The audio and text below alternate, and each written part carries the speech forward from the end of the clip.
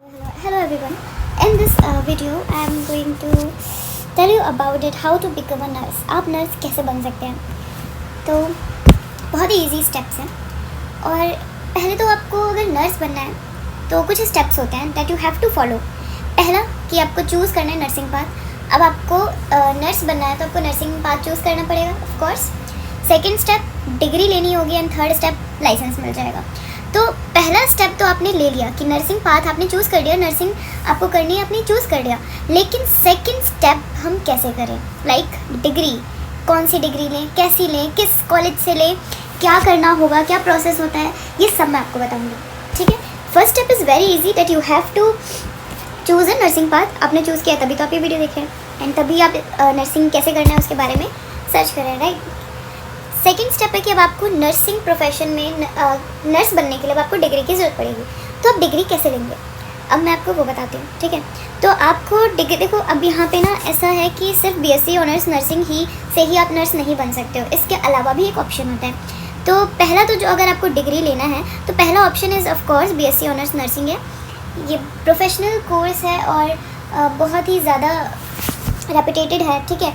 ऐसा नहीं है आपको यहाँ पे इज़्ज़त नहीं मिलती है, बहुत इज़्ज़त मिलती है. जब आप नर्स बन जाते हो, आप किसी पेशेंट की देखभाल करते हो, उसकी केयर करते हो, उसको प्रॉपर केयर प्रोवाइड करते हो, देखभाल करते हो, राइट, और वो ठीक हो जाता है तो उतनी ही ज़्यादा वो पेशेंट और उसके फैमिली मेम्बर्स क्या देते हैं, आपको ब्लेसिंग्स देते हैं. फिर आपको क्या होता है, बहुत ही दिल से खुशी होती है कि like you are doing something great thing for someone else, right. आप किसी के लिए इतना कर रहे हो और आपको बाद में जब तारीफ़ें सुनने को मिलती है तो आपको बहुत अच्छा फील होता है, बहुत अच्छा महसूस होता है. इसमें तारीफ़ों के अलावा पैसे भी बहुत मिलते हैं. ठीक है. तो इसमें सिर्फ ऐसा नहीं है कि आपको बहुत पैसे मिल रहे हैं तो आप कर लो, इसमें आपको इज़्ज़त भी मिलती है और बहुत बहुत अच्छा कोर्स है. तो इसमें पैसे भी मिलेंगे, काफ़ी अच्छी खासी सैलरी भी होती है.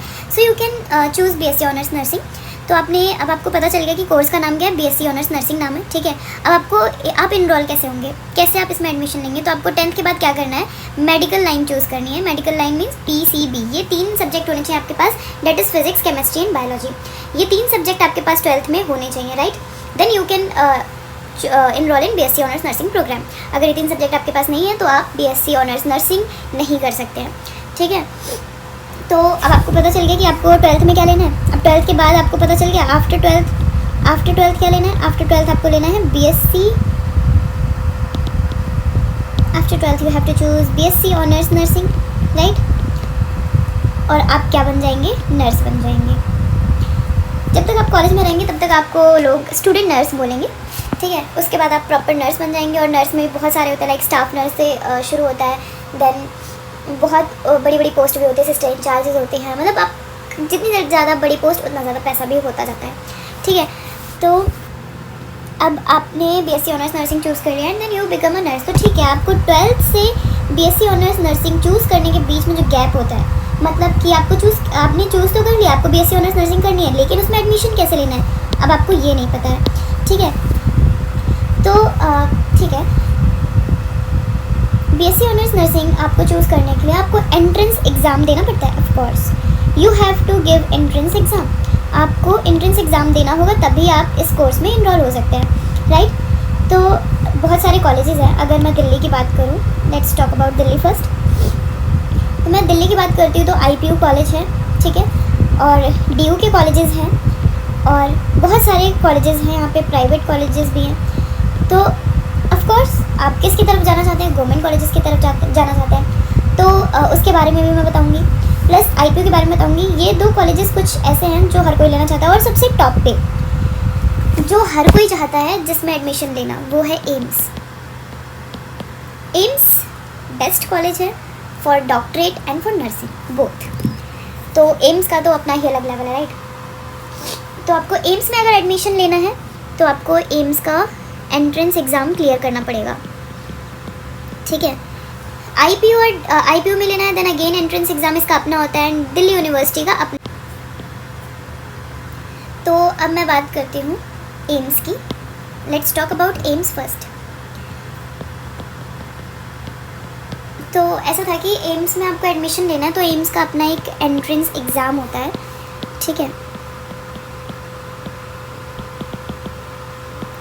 जिसको आपको क्लियर करना पड़ता है। अब एम्स में आप कैसे लॉगिन कर सकते हो, कैसे आप उस एंट्रेंस एग्ज़ाम के लिए इनरोल कर सकते हो, वो भी मैं आपको बताऊंगी नेक्स्ट वीडियो में। तो एम्स के लिए आपको एंट्रेंस एग्ज़ाम देना है। अब डी की अगर बात करते हैं, आपको दिल्ली यूनिवर्सिटी के अगर कॉलेजेस की बात करें तो इसमें भी बहुत सारे कॉलेजेस आते हैं दिल्ली यूनिवर्सिटी के अंदर, राइट। तो आप उसमें भी इनरोल कर सकते हो by giving entrance exam. Particular अब यहाँ पे क्या होता था, डी के अंदर जितने भी कॉलेजेस आते हैं वो हर एक कॉलेज अपना सिंगल क्या लेता था, एग्ज़ाम लेता था, एंट्रेंस एग्ज़ाम लेता था। कि मतलब फॉर एग्जांपल अगर ये कॉलेज है अहिल्याबाई कॉलेज है, अहिल्याबाई दिल्ली यूनिवर्सिटी के अंदर आता है, ठीक है, इसलिए अपना एंट्रेंस एग्ज़ाम ले रहा है। राजकुमारी अमृत कौर हो गया, वो अपना एंट्रेंस एग्ज़ाम अलग ले रहा है। हॉली फैमिली हो गया। तो ये सब क्या थे, अपना सिंगल अलग अलग एग्ज़ाम लेते थे। लेकिन अब चेंज हो गया है। क्या चेंज आया है, जो दिल्ली यूनिवर्सिटी है, अगर आपको दिल्ली यूनिवर्सिटी के अंदर जितने भी कॉलेजेस आते हैं, अगर आपको उसमें एडमिशन लेना है as a BSc honours nursing programme के अंदर अगर आपको एडमिशन लेना है तो आपको क्या क्लियर करना पड़ेगा, नीट। अब ये चेंज यहाँ पे आया है। पहले क्या होता था, सिंगल एग्ज़ाम होते थे, लाइक हर एक कॉलेज क्या कर रहा है, अपना एग्ज़ाम ले रहा है। IPU की बात करें तो IPU भी ले रहा था, क्या ले रहा था, CET ले रहा था, वो उसके एग्ज़ाम का नाम है CET, ठीक है। ये BSc ऑनर्स नर्सिंग के लिए होता है। और अब ड्यू में क्या चेंजेस आ गए कि अगर आपको ड्यू के अंडर जो कॉलेजेस हैं उसमें एडमिशन लेना है तो आपको क्या क्लियर करना पड़ेगा, नीट क्लियर करना पड़ेगा, ठीक है। आपने नीट क्या कर लिया है, क्लियर कर लिया, और आपकी रैंक आ गई बहुत अच्छी खासी, ठीक है।